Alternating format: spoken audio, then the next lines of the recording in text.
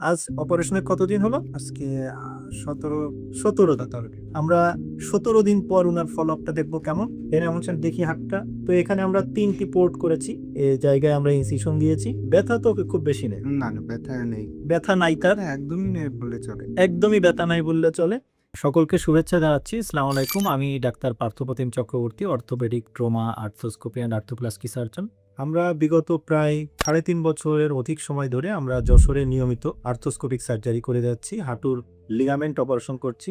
তো আমরা মাঝে মাঝে এমন কিছু কেস পাই যেটি আসলে একটু ব্যতিক্রম। সেরকমই আমাদের একজন পেশেন্ট মোহাম্মদ এনামুল হাসান। এনামুল সাহেবের বাড়ি হচ্ছে যশোরের অভয়নগর থানায়। এনামুল সাহেবের কি হয়েছিল? আমার আর কি মানে ফুটবল খেলতে গিয়ে 1-1.5 বছর আগে আর কি মানে পড়ে যে লিগামেন্ট ছিঁড়ে গিয়েছে। ছিঁড়ে গেছে। ওনার 1-1.5 বছর আগে লিগামেন্ট ছিঁড়ে গিয়েছিল ফুটবল খেলতে গিয়ে। তো এরপরে আপনার ব্যথা হতো, ব্যথা হতো, হাঁটুতে একটু ঘুরে যেত, সরে যেত, এরকম মজা। তো এরপরে উনি যখন আমাদের কাছে আসেন, আমরা ওনার পরীক্ষা নিরীক্ষা করে যখন বুঝতে পারি যে ওনার লিগামেন্ট ছেঁড়া এবং পাশাপাশি ওনার লকিং, ওনার হাঁটুটি মাঝে মাঝে আটকে যায়।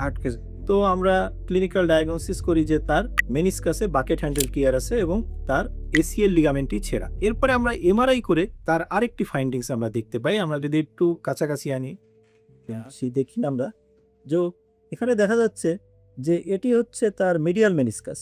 এটি যেহেতু বাকেট হ্যান্ডেল টিয়ার, এখানে টিয়ারটি ভালো বোঝা যাচ্ছে না, কিন্তু ল্যাটারাল মেনিসকাসটি আমরা পাই যে এটি ডিসকয়েড মেনিসকাস। ডিসকয়েড মেনিসকাস আসলে অত বেশি যে পাওয়া যায় বিষয়টা এমন না। তো যেটির জন্য আমি প্রথমেই বলেছিলাম যে আমরা মাঝে মাঝে কিছু ব্যতিক্রমী কেস পাই। তাহলে দেখা যাচ্ছে যে ওনার 2টি মেনিসকাসই ইনজুরি ছিল। তাহলে আমরা তো আমার সব ভিডিওগুলোতে দেখিয়েছি যে হাঁটুর এসিএল লিগামেন্ট হচ্ছে এটি, যেটি সম্পূর্ণভাবে ছেঁড়া ছিল। পাশাপাশি এটি হচ্ছে মেনিসকাস, এটি কি বলে আমরা ল্যাটারাল মেনিসকাস, এটি হচ্ছে মিডিয়াল মেনিসকাস। মিডিয়াল মেনিসকাসটি ছিল তার বাকেট হ্যান্ডেল টিয়ার। এটি আমি অন্যান্য ভিডিওগুলোতে দেখিয়েছি যে এটি হচ্ছে মিডিয়াল মেনিসকাসের বাকেট হ্যান্ডেল টিয়ার, যেটি 6 ধরনের মিডিয়াল মেনিসকাস ইনজুরি থাকে, তার ভেতরে সবচেয়ে খারাপ ধরনের ইনজুরি।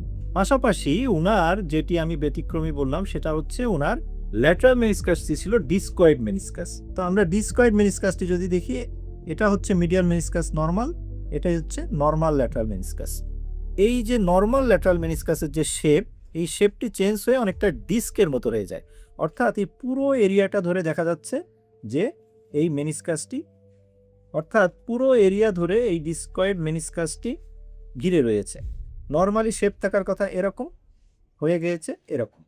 তো আমরা তার অপারেশন করার সময় তাহলে 3টি কাজ করেছি।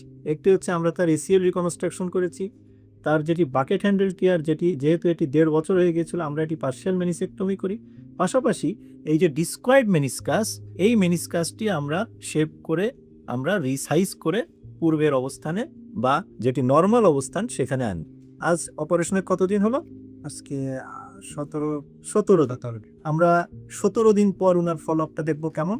আমরা ওনার হাঁটুটা একটু এমন দেখি হাতটা। এই যে আমরা এখনো সেলাই কাটি নাই, তো এখানে আমরা 3টি পোর্ট করেছি এবং এখানে একটি পোর্ট, মোট 4টি জায়গায় আমরা ইনসিশন দিয়েছি এবং হাঁটুটির ফোলাও বেশ কমে গিয়েছে। ব্যথা তো খুব বেশি নেই। না, না ব্যথা নেই। ব্যথা নাই তার? একদমই নেই বললে চলে। একদমই ব্যথা নাই বললে চলে। এবং আমরা আজ সেলাই কেটে দেবো তার। হাঁটুটা একটু সোজা করেন, গুড। হাঁটু ভাঁজ করেন। হাঁটুর রেঞ্জ অফ মোশনও খুব ভালো।